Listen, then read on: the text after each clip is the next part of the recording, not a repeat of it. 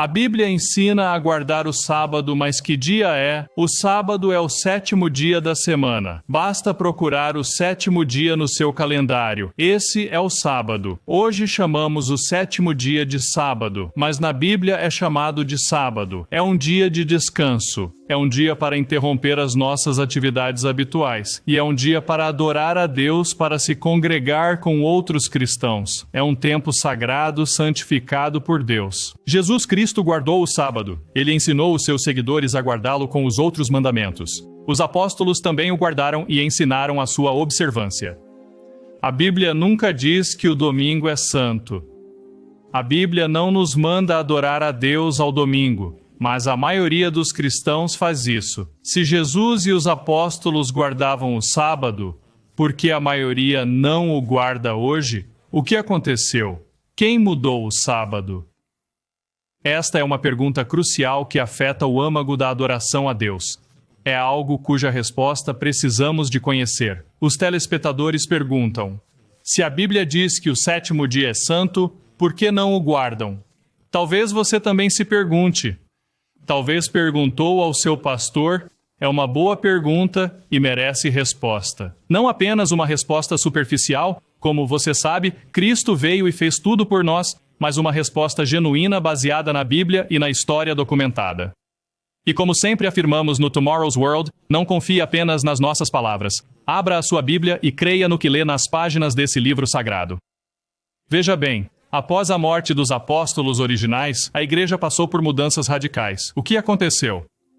O pastor John Ogwyn resumiu assim no guia A Igreja de Deus através dos séculos. Na página 2, ele escreve: ao examinarmos a trajetória da igreja cristã professa e convencional ao longo dos séculos, ela parece ser uma igreja vastamente diferente daquela descrita nas páginas do seu Novo Testamento. Em Atos, a Igreja de Deus celebrava dias santos judaicos. No entanto, menos de 300 anos depois, encontramos uma igreja que reivindica a origem apostólica, mas que observa o venerável dia do sol em vez do sábado do 7º dia. Como aconteceu essa transformação incrível? O que aconteceu? Como se passa de guardar o sábado para adorar no outro dia? É lógico que Cristo tenha guiado a sua igreja a observar um dia e, posteriormente, a instruir que um dia totalmente diferente fosse observado. Afinal, como disse Paulo em Hebreus 13:8, Jesus Cristo é o mesmo ontem, hoje e para sempre. É importante notar que Jesus Cristo ensinou e guardou o sábado. Em Lucas 6:5, ele disse: o Filho do Homem é Senhor do sábado. Assim, quando nos referimos ao dia do Senhor, o dia do Senhor não é o domingo. Pelo testemunho de Jesus, o dia do Senhor, o dia sobre o qual ele tem senhorio, é o 7º dia, o sábado. Outra chave importante a ter em mente é que temos um registro da Igreja de Cristo guardando o sábado de 7 dias anos após a sua morte e ressurreição.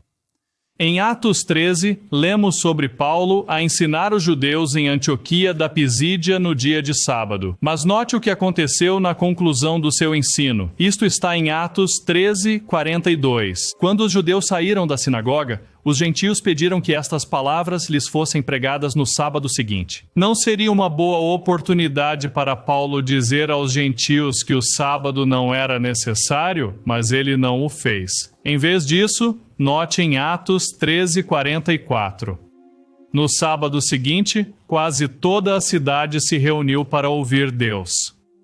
Não vamos provar o sábado aqui. Está noutras transmissões e artigos em omundodeamanha.org. Basta digitar a palavra sábado na barra de pesquisa ou pode ir ao nosso canal do YouTube O Mundo de Amanhã.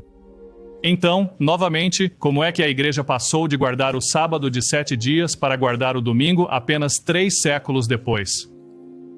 Para compreender o que ocorreu, examinaremos 3 pontos fundamentais. Estes 3 pontos descrevem o que se passava nos primeiros séculos após Cristo. Vou partilhá-los consigo agora, e depois discutiremos cada um. Então, o que aconteceu à igreja do primeiro século ao 4º século? Número 1. Falsos professores introduziram heresias contra as leis de Deus. Segundo, o sentimento antijudaico cresceu, levando muitos a abandonar o sábado. E terceiro, os que guardam o domingo tornaram-se a maioria, os do sábado, a minoria. Vamos analisar estes pontos um por um e ver o que encontramos na Bíblia e na história. Primeiro, falsos professores introduziram heresias contra as leis de Deus. Jesus avisou sobre falsos professores ainda vivo.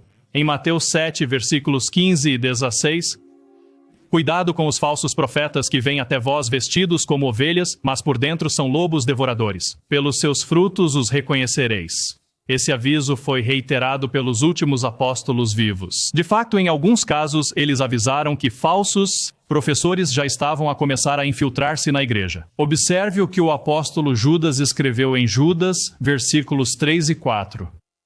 Amados, enquanto me esforçava para escrever sobre a nossa salvação comum, sentia a necessidade de vos escrever, exortando-vos a lutar fervorosamente pela fé que, de uma vez por todas, foi confiada aos santos.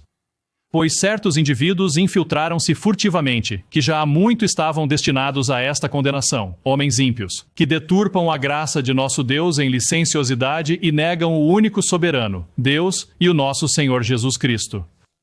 Judas disse que falsos professores introduziram a ideia de que a graça significa que não se guarda a lei, mas Deus exige que observemos a sua lei. Em Romanos 7, versículo 12, o apóstolo Paulo disse: a lei é santa e o mandamento santo e justo e bom.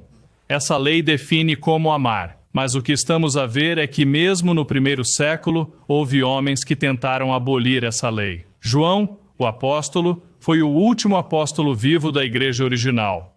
Morreu nos anos 90. Mas antes da sua morte, ele também alertou contra falsos mestres que afirmavam ser seguidores de Cristo. Repare no que ele disse em 1 João 2, versículo 4. Quem diz que o conhece, mas não guarda os seus mandamentos, é um mentiroso e a verdade não está nele. Assim, perto do fim da vida de João, falsos mestres já se infiltravam na igreja, e João chamou-os de mentirosos. Se isto já estava a acontecer durante a vida de João, imagine o que aconteceria depois da sua morte. Mas outras forças também atuavam, levando muitos a ceder na guarda do sábado. Como é que isso aconteceu? Isto leva-nos ao próximo ponto. Com o tempo, após a morte dos apóstolos originais, número 2, o sentimento anti-judaico aumentou, levando muitos a abandonar o sábado. O primeiro século antes de Cristo foi um tempo tumultuoso para os judeus sob o domínio romano. Ocorreram várias revoltas contra os romanos. Uma delas, de 66 a 70 d.C., resultou na destruição do templo e na tomada de Jerusalém, mas não foi o fim. Como o site christianhistoryinstitute.org salienta, após a Guerra Judaica de 66 a 70, seguiram-se revoltas progressivamente mais desastrosas. A Guerra de Quetus, de 115 a 117, e a Revolta de Bar Kokhba, 20 anos mais tarde. Após cada conflito, Roma impôs impostos punitivos e outras restrições aos judeus, independentemente de terem apoiado as revoltas. Muitos não o fizeram.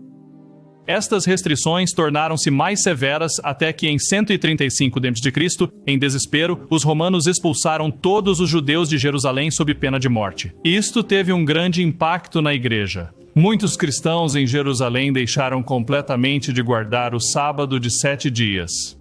Por quê? Porque não queriam ser confundidos com judeus perante as autoridades romanas.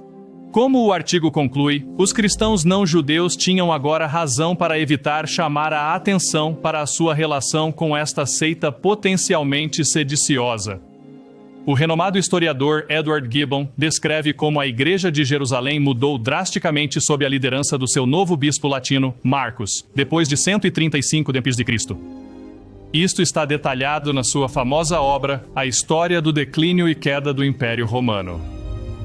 Sob a sua persuasão, a maior parte da congregação renunciou à lei de Moisés, na prática da qual perseveraram por mais de um século. Por este sacrifício dos seus hábitos e preconceitos, eles garantiram a sua livre admissão na colônia de Adriano e cimentaram mais firmemente a sua união com a Igreja Católica. Entenda, Quando diz que renunciaram à lei mosaica, estão a falar dos 10 mandamentos, estão a falar da guarda do sábado. Gibbon prossegue. Os crimes de heresia e cisma foram imputados ao obscuro remanescente dos nazarenos, que se recusou a acompanhar o seu bispo latino. Em poucos anos após o regresso da Igreja de Jerusalém, tornou-se uma questão de dúvida e controvérsia se um homem que reconhecia sinceramente Jesus como o Messias, mas que ainda continuava a observar a lei de Moisés, poderia esperar salvação. Uau! A maior parte destes frequentadores da igreja virou as costas à lei de Moisés, e isso inclui os 10 mandamentos, que inclui o sábado de 7 dias. Mas por quê? Porque não queriam ser confundidos com judeus. Esta não foi a única vez que os judeus foram expulsos das suas casas no Império Romano. Em Atos capítulo 18, versículo 1, encontramos um registro disso a acontecer em Roma. Depois destas coisas, Paulo partiu de Atenas e foi para Corinto. E encontrou um certo judeu chamado Áquila, nascido no Ponto, que viera recentemente da Itália com a sua esposa Priscila. Porque Cláudio tinha ordenado a todos os judeus que saíssem de Roma. Portanto, vemos que as tensões entre os judeus e as autoridades romanas estavam a aumentar repetidamente em todo o Império Romano durante este tempo. E isso teve um impacto na igreja, criando um desejo de se distanciarem dos judeus. O Dr. Samuel Bacaiocchi explica isto no seu livro, De Sábado para Domingo. A adoção desta atitude negativa para com os judeus pode ser explicada, mas não necessariamente justificada, por várias circunstâncias existentes, particularmente na época de Adriano. Primeiro, a relação entre Roma e os judeus era extremamente tensa. Tais circunstâncias convidaram os cristãos a desenvolver uma nova identidade, não só caracterizada por uma atitude negativa para com os judeus, mas também pela substituição de costumes religiosos judaicos característicos por novos. Não só a adoração ao domingo era incentivada lá, mas também foram tomadas medidas concretas para afastar os cristãos de qualquer veneração do sábado. Pense nisso. Quão poderosa é a pressão do grupo e quão difícil é fazer a coisa certa perante a perseguição? Mas o que disse Jesus? Em Mateus capítulo 7, versículos 13 e 14, entrai pela porta estreita, pois larga é a porta, e amplo o caminho que leva à perdição. E muitos são os que entram por ela, porque estreita é a porta, e difícil o caminho que conduz à vida, e poucos são os que a encontram. O que o apóstolo Paulo ensinou aos discípulos depois de ter sido apedrejado pelo Evangelho de Cristo? Lemos isso em Atos 14, versículo 22. Nós temos de, através de muitas tribulações, entrar no reino de Deus. Assim, o que estamos a ver é o início da adoração dominical, um compromisso numa tentativa de evitar a perseguição. Mas Deus não nos chamou para comprometer. Deus chamou-nos para acreditar no que está escrito na sua palavra e seguir a verdade, não importa o que. Com a ajuda de Deus, se pedirmos a sua ajuda, podemos entregar as nossas vidas a Ele e obedecer a este livro. Assim, novamente, muitos dos cristãos nas primeiras décadas do segundo século foram intimidados a comprometer o sábado, e foram enganados por mestres que ensinavam o contrário das Escrituras. O Dr. Bacaiocchi refere-se a líderes da igreja que instaram os membros a abandonar o sábado na página 186. Enquanto antes dele, nomeadamente Justino Mártir, Inácio na Ásia Menor, por volta do ano 110, e Barnabé, em Alexandria, por volta de 135, repreenderam explicitamente a observância do sábado. É Justin quem fornece a condenação mais devastadora e sistemática do sábado e o primeiro relato explícito de adoração cristã ao domingo. Que transformação notável! Do ensinamento de Paulo aos gentios sobre o sábado, a cristãos a serem questionados se poderiam sequer ser salvos se guardassem o sábado. Até ao final do segundo século, a observância do domingo estava ainda mais enraizada na igreja cristã visível e dominante, e em breve tornar-se-á a doutrina imposta na religião oficial de todo o Império Romano. E isso leva-nos ao nosso próximo ponto, 3. Os observadores do domingo tornaram-se a maioria, os observadores do sábado a minoria. Tertuliano foi um autor e teólogo de Cartago que escreveu no final do segundo século e início do terceiro século. Ele foi um dos principais defensores do cristianismo dominante na sua época. Numa das suas obras, Ad Nationis, Ele defende a adoração ao domingo contra um inimigo improvável, os pagãos. Repare no que escreveu. Outros supõem que o sol é o Deus dos cristãos, porque é um facto bem conhecido que nós oramos virados a leste, ou porque fazemos do domingo um dia de festividade. Agora pare e pense um momento. Por que é que pagãos mundanos e idólatras se confundiriam pensando que os cristãos eram adoradores do sol? Bem, porque esses cristãos estavam a adorar num dia reservado pelos pagãos para honrar e prestar deferência ao seu Deus Sol. Agora estes cristãos estavam sem dúvida a guardar o domingo em suas mentes para honrar a ressurreição de Cristo. A propósito, Jesus não ressuscitou ao domingo. Ele ressuscitou perto do fim do dia anterior, no sábado. Mas essa é outra história. Se quiser explorar esse tópico, vá ao nosso site omundodeamanha.org e na barra de pesquisa digite Páscoa. Voltando a Tertuliano, o que vemos é que o cristianismo dominante estava a distanciar-se dos judeus e ao mesmo tempo aproximava-se dos pagãos e das suas tradições, incluindo a observância do domingo.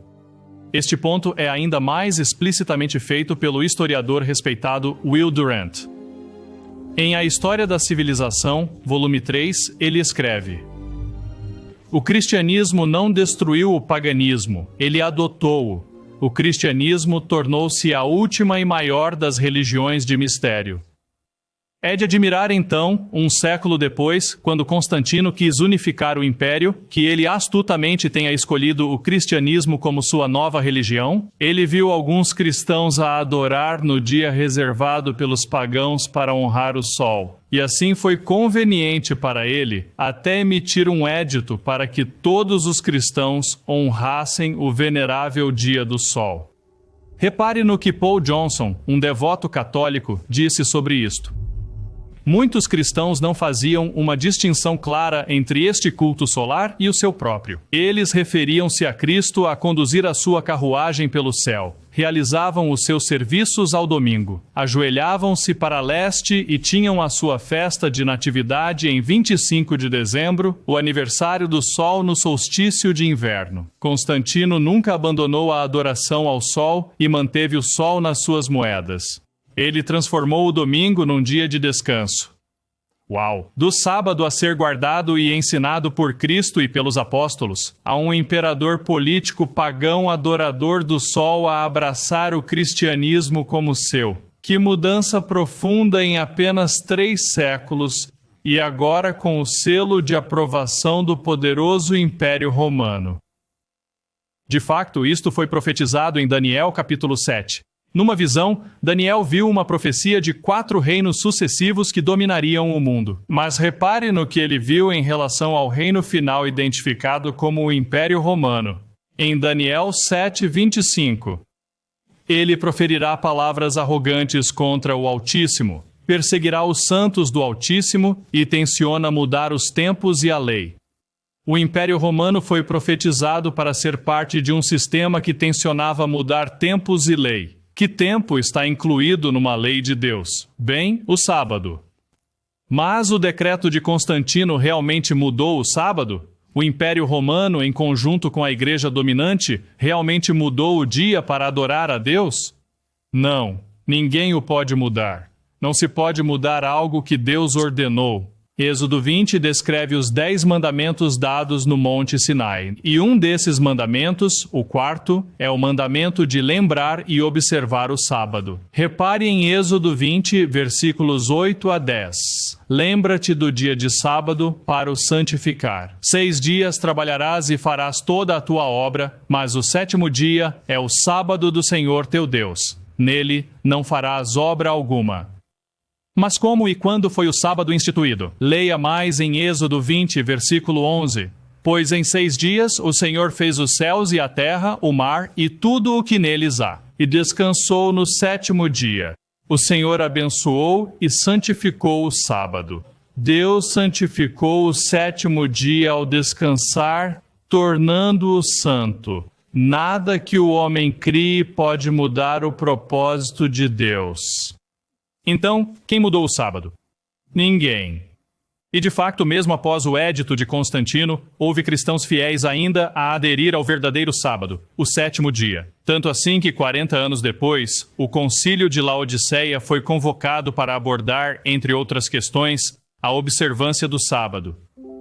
O cânone 29 do Concílio de Laodiceia proíbe os cristãos de judaizar e de descansar no dia de sábado, e, na verdade, os exorta a trabalhar nesse dia. Por que foi esse cânone publicado? Porque os verdadeiros seguidores de Cristo ainda guardavam o sábado. Eles foram assediados, perseguidos e muitas vezes tiveram de fugir para as partes mais remotas do império, mas foram fiéis. O evangelista John Ogwen explica isto no Guia de Estudo, A Igreja de Deus através dos séculos. Depois de Constantino ter iniciado a aplicação sistemática da conformidade com a teologia romana no ano 325, os remanescentes da verdadeira igreja foram em grande parte forçados a fugir dos limites do Império Romano para as montanhas da Armênia e depois para os Balcãs na Europa. Eram poucos em número, completamente sem prestígio ou riqueza e rotulados como inimigos do Estado por um Império Romano supostamente cristão. E nos 1000 anos seguintes, temos vestígios históricos tênues de cristãos que seguiram Deus obedientemente, guardando o seu sábado apesar de perseguições. À vista de Deus, eles eram preciosos. Não era o propósito de Deus que a sua verdadeira igreja se tornasse uma organização grande e poderosa para cristianizar o mundo. A sua continuidade seria medida não por uma sucessão de bispos orgulhosos, poderosos e presidentes numa cidade específica, mas por uma sucessão de fiéis. Pessoas convertidas que, embora dispersas e perseguidas, continuaram a adorar o Pai em espírito e em verdade. Num livro intitulado Fé dos Nossos Pais, publicado pela primeira vez em 1876, o cardeal James Gibbons fez esta notável admissão. Pode ler a Bíblia de Gênesis a Apocalipse e não encontrará uma única linha que autorize a santificação do domingo. As Escrituras reforçam a observância religiosa do sábado. Então, quem mudou o sábado? Ninguém. As Escrituras revelam o sábado como o sétimo dia, e todos os conselhos e cânones humanos não podem mudar o que Deus propôs. Quando observamos o sábado todas as semanas, honramos e lembramos o trabalho de Deus na criação, e estamos a reconhecer a sua orientação amorosa nas nossas vidas. Obrigado por assistir. Se achou este vídeo útil, veja mais do nosso conteúdo ou clique em subscrever para se manter conectado. E se quiser um guia de estudo gratuito relacionado com este tópico, clique no link na descrição. Até a próxima!